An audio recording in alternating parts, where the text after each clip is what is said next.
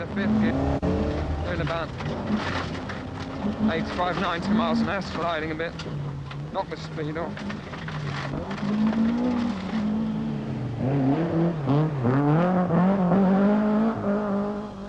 Welcome to Rally Report 85, and the great news for Metro watchers is that Tony Pond is still motoring, as they say, although unfortunately he slid off on the ice this morning, lost 2 minutes, and Henry Toivonen in the second Lancia has slipped through into the second spot. Indeed, this rally is beginning to have Lancia written all over it, but there is, of course, still a very long way to go indeed. And as Malcolm Wilson put it yesterday, this rally isn't over until they've been through Grizedale in the Lake District, because something always happens there.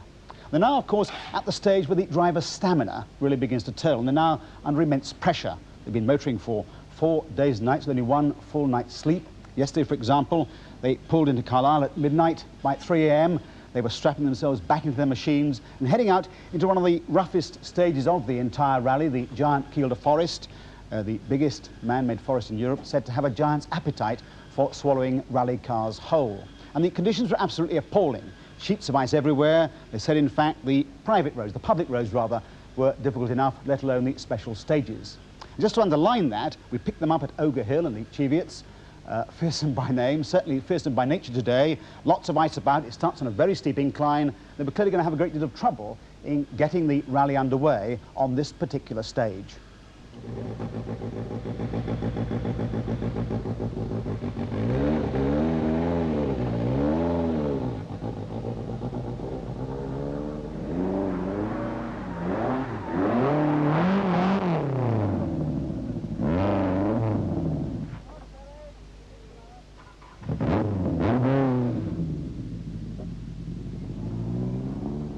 Stage commander, you've just closed the stage. Why was that? I've been instructed to from rally headquarters in Nottingham. And what's it like actually in the stage? It's very icy and it's very slippery, but in my opinion it is passable. We've had at least 2 course cars have gone through. So how do you feel about that now? Well, I'm extremely upset, not only for the thousands of spectators who've turned up here to see the cars, but for the competitors themselves, because I think they would have really enjoyed this stage. Very challenging. Very much like the stages you have over in Scandinavia, and I feel sure that the top drivers and indeed the clubmen would have been able to get through and they would have enjoyed the stage. Well, the stage was eventually closed, and the official reason given from Lombard RAC headquarters was that although the first handful of cars, the four-wheel drive cars, might have made it up the hill, they would simply have polished the icy surface and made it impassable for all the two-wheel drive cars behind them. And then they had to close the stage. They had chaos on the stage, in fact, might have delayed the rally for at least 1 or 2 hours. So Ogre Hill went out. Then from Ogre Hill, deceptive in the sunshine because the surface was still very deeply frozen, they turned into Scotland. 4 stages to complete there, all very tough forest stages in an arc back towards Carlisle. They picked them up, we picked the cars up at Crake with Brian Jones, the commentator. Crake is described as a fast forest stage with tricky bends.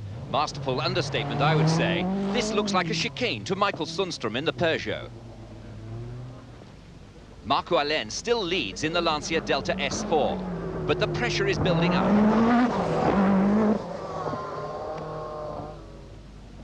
Per Eklund, comparatively calm, continuing in 5th, perhaps waiting for others to fall.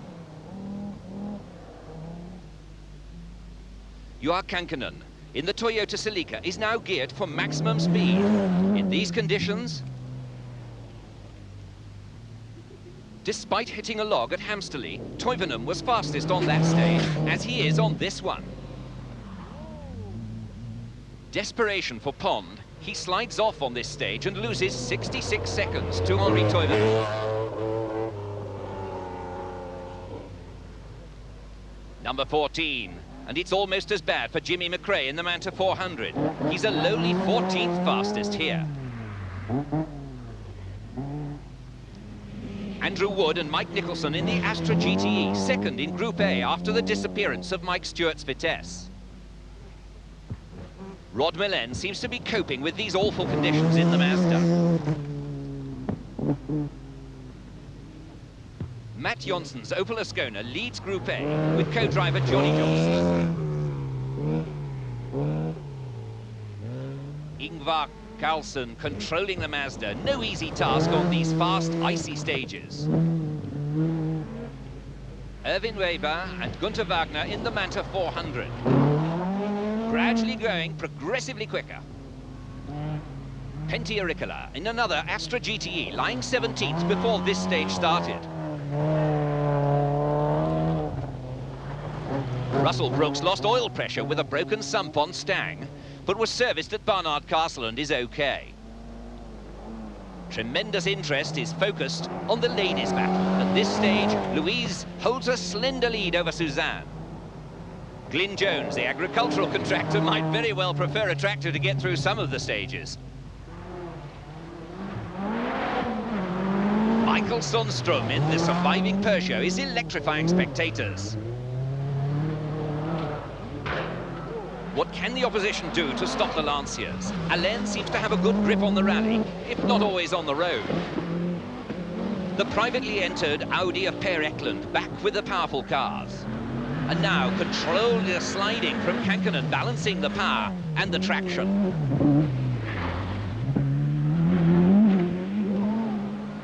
Henry Toivonen. He rolls right over onto his wheels on this stage and continues and only loses 20 seconds.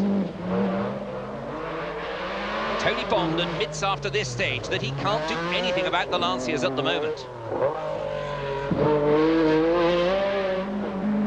Terry Gaby shows what it's like on the ice. It doesn't go anywhere except downhill fast. Very frightening, he says. Andrew Wood in the Astra is catching Mats Johnson, only 2.5 minutes behind, or 1 puncture.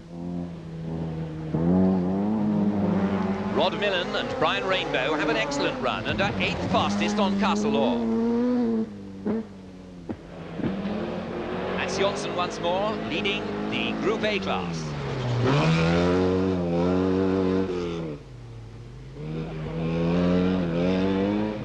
Ingvar Carlsen in the other Mazda finds it very different from the Acropolis which he won this year.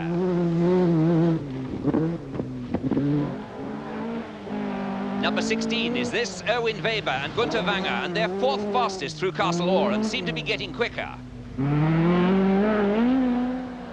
Every spectator should be cheering Brian Wiggins in the little production Astra. He leads the class. Louise Aitken-Walker again. She struggled at Beadsdale, but is now averaging 20th fastest on the last 5 stages. Number 15, Glyn Jones in his Opel Manta.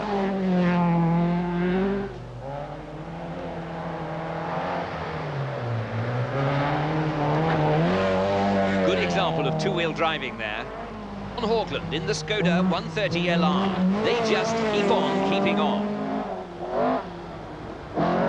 Phil Collins and Roger Freeman in their Manta 400. Suzanne Kotelinski in the Volvo 240 Turbo, chasing Louise.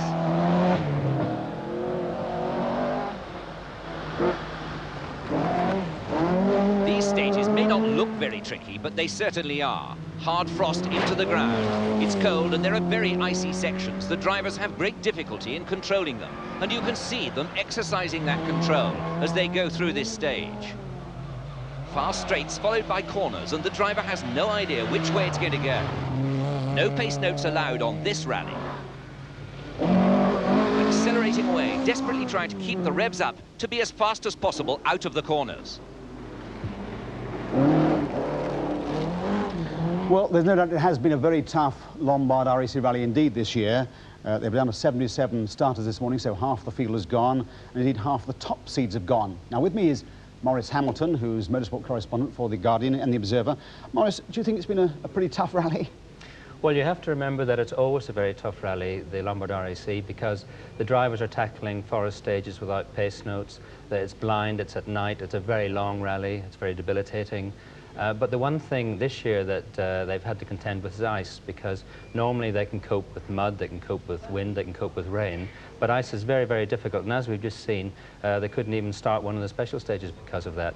And I think that, thrown into the fact that it's going through tonight and on through tomorrow again, it leaves the thing wide open and makes it very, very difficult for the drivers. Very tiring indeed. Are you surprised that so many of the top seeds have gone so early?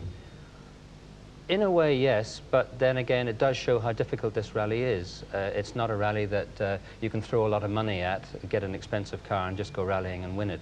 You need a lot more. You need a bit of luck. You need reliability from your car. You need the skill of the driver. So it's good that, in a way, I'm sorry to see some of them go, but in a way, it does show what a competitive event it is. Yes, I personally am surprised to see so many of the two-wheel drive cars on the leaderboard. What do you think about the kinds of skills they're showing in these conditions? Well, again, I think people say, oh, well, it's very difficult to drive the four-wheel drive, the two-wheel drive cars because they've got less power. But on the other hand, you must remember that they've got less grip, therefore they have to work a lot harder just to keep that car going. The car's sliding around a lot more. They may not have the power, but they do have to work very hard indeed. And I think their performance, just plugging away there, just keeping going, could pay dividends at the end. They're almost having their own rally, aren't they? Well, they are. They're quite a way back from the four-wheel drive cars, but again, they're waiting for something to happen to them. They're waiting for a problem to occur, and I think they're well placed, most of them. Do you think the Metro, I mean, everybody's eyes are on the Metro, do you think the Metro's proved that it's got what it takes? I must admit it surprised me. I didn't think it would get this far because, you know, you mustn't forget that this is an international debut for the machine. It's only done national events before. And this is a different ballgame entirely. And I thought that while it would be competitive, it probably wouldn't last because you can do all the national rallies you care for, but you can never actually make something like this when you're testing. You can never actually do so many miles and find out how your car is going to go. So for it to have lasted so long is a tribute. And of course, if it gets to the finish tomorrow, well, even better, I'll be amazed, but I'll be very pleased. Breaking the champagne.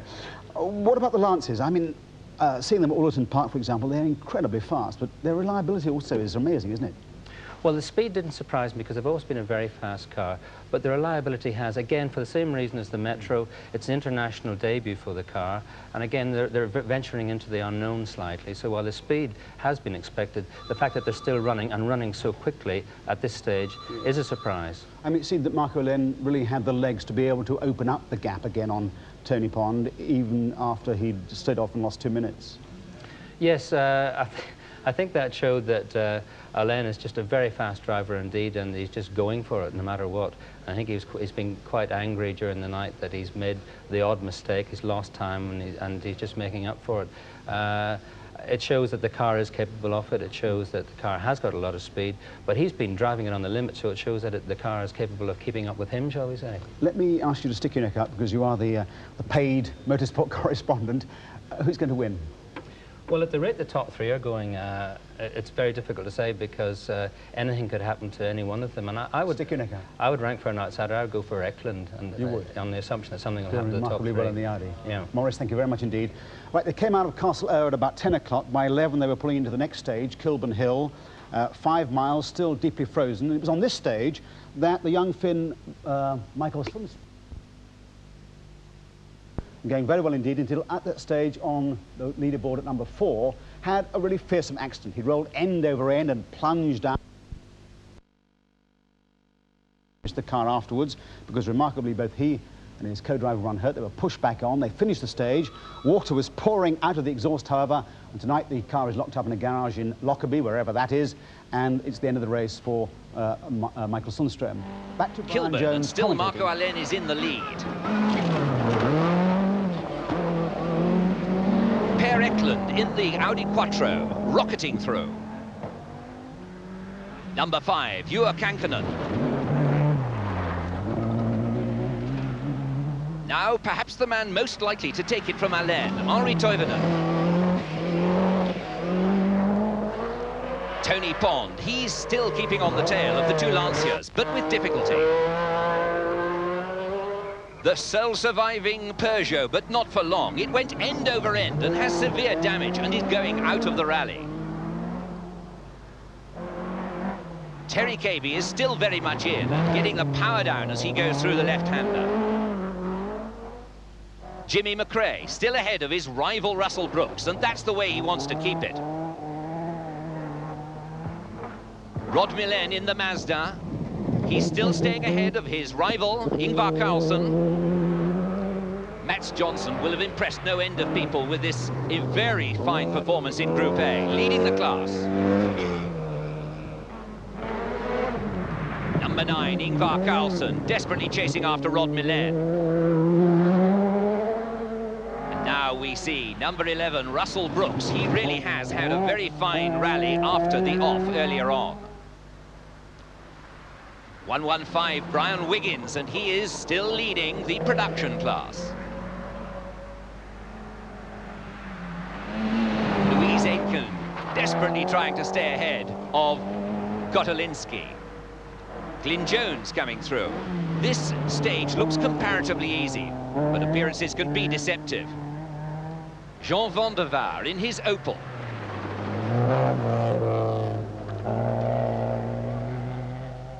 John Hogland and Jan Olaf Bolin in the Skoda 130 LR. The next stage is Auchencairn, and here we see the rally leader once again, number 3, Marco Allen in the Lancia Delta S Sport. Look at the power coming down. The back tries to swing out despite the four-wheel drive. But of course he has a major advantage over the two-wheel drive counterparts.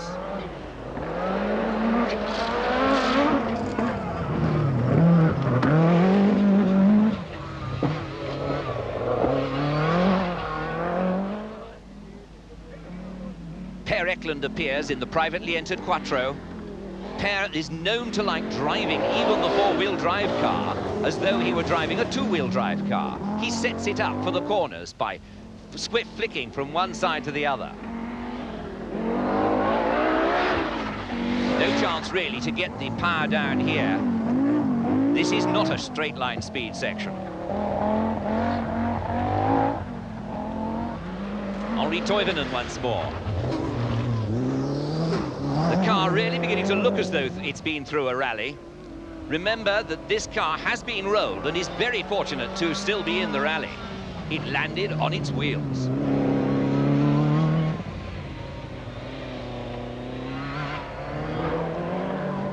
The MG Metro 6R4 of Tony Pond. It really has had a magnificent debut in the Lombard RAC Rally.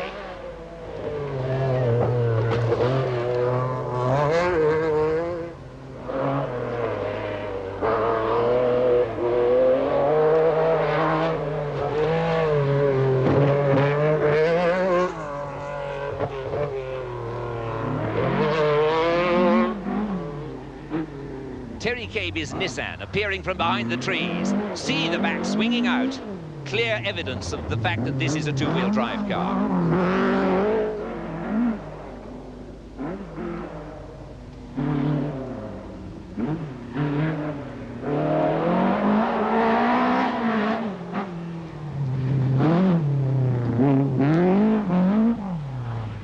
Jimmy McRae reappears in the Opel Manta.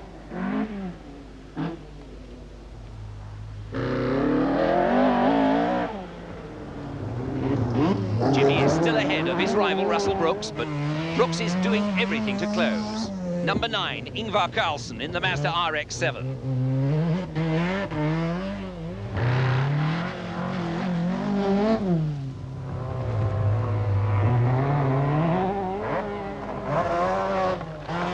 Here comes Carlsen again. And there's clear evidence of damage to the rear end, but it's not going to stop Ingvar. Russell Brooks, listen to the revs.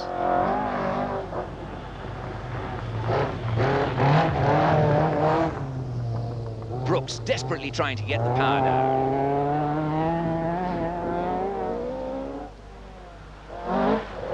Number 16, and this of course is Erwin Weber in another Opel Manta. They do seem to be well suited to this stage despite the lack of four-wheel drive. Pentti Aricola. Well, Aricola is a favourite with the British crowds, and he's certainly in fine form on this rally. Marco, can you tell us about the conditions on the stages you've been driving last night and today? Yeah, well, its condition is very bad, you know, and full of ice and snowing and everything, you know. And that's a normal era I see now, like in 10 years ago, but that's condition everybody. How dangerous have the conditions been, in your opinion? Very dangerous for me. I have in this car, you know, in Lancia Martini in 430, 450 horsepower, and all car, you know, you're not having spikes. You know, you're coming and you're braking, there's nothing, and you go sideways, and that's all the time.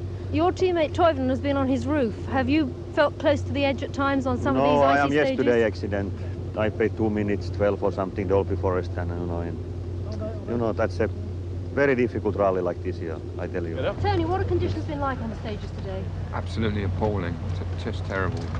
Sheet ice, snow, but compacted. It's, and the difficult thing is sometimes it's very, very quick. Where the roads are frozen but the ice hasn't come through, they're very fast, quicker than normal. And then you come around a corner over a brow and there's this super sheet ice. One of them was cancelled. Do you think others perhaps should have been? I don't know really. It's, you start cancelling one, you just cancel a lot, I suppose. But that's the way it goes. Sadly for your British fans, Toivonen's now ahead of you, but the car seems to be going beautifully. Any problems? No problems at all with the car. I mean, we did expect him to get in front, but we expect him to have trouble. He keeps being very lucky. How are you feeling now? You look very tired, but have you shaken off the flu? Yeah. I'm still paying for it a bit, but it's going away. Yes, and what are the prospects for tonight, do you feel? It's going to be survival, really. And anything can still happen. I mean, we find cars off the road all over the place, and we haven't done a spate of them braking for a while, so maybe we'll get a bit more of that. Well, hope the luck hangs with you. Okay, thanks. Thank you. Well, the cars rolled into the Parc Fermé in Carlisle about 2 o'clock this afternoon, battered and broken, many of them. Toivonen had been off and pushed back on. McRae had been off at least twice. Pond, as I said, had been off and lost 2 minutes in the ditch. One driver said he'd used the Kielder Forest to collect an early Christmas tree. Well, Sue Baker has been in the Parc Fermé. Let's go over to her right now. The leaders may have got the glory when the rally arrived here at Carlisle this afternoon, but there were some heartwarming success stories further down the field. Right at the back, but still going strong, when well over half have already dropped out, is the Larder Reaver of Hampshire motor dealer Alan Waterman and his Army officer co-driver Major Robert Price. It's their first Lombard RAC. Thalidomide victim Ken Ridley, who's a Gateshead postmaster, is also still going strong in his Toyota Corolla in 71st place. The leading lady of the rally is 24-year-old Louise Aitken-Walker, the one-time Scottish shepherdess, who's 17th overall in her Peugeot GTI. And my favourite comment on today's slippery going came from Australian driver Pat Messer in another Peugeot, car 109. He said of his performance, Torval and Dean would have been quicker than us on some of these stages. Well, this rally is now entering its moment of truth. 51 stages down, 14 to go. Just over an hour from now, the cars will roll out of the Parc Fermé for an 18-hour stint that will take them back into the Kielder Forest again. Horrors for all that. Up into Scotland, down to the Lake District, before they finish here in Nottingham at about 2 o'clock tomorrow afternoon. 82 cars have gone, so the field is now down to 73. It does look as if Pond is going to concentrate on finishing and perhaps putting sufficient pressure on the lead two Lancias to hope they make the odd mistake. Toivonen has a bad record this year for going off into the boondocks, and Marco Len is clearly feeling the pressure. Behind them, the two-wheel drive cars are really having a rally of their own. Juha Kankanen is doing brilliantly in the Toyota Celica. Already won the Ivory Coast and Safari rallies this year, snapped up by Peugeot for next. Marvellous to see Jimmy McRae and Russell Brooks on the leaderboard, so close to the finish. As Russell Brooks said earlier on, these cars may not have the power, they certainly have the reliability, and they've certainly proved that. Well, that's really all for tonight. Back tomorrow night at 11:50, so have your cup of cocoa ready. See you then for all the results. Good night.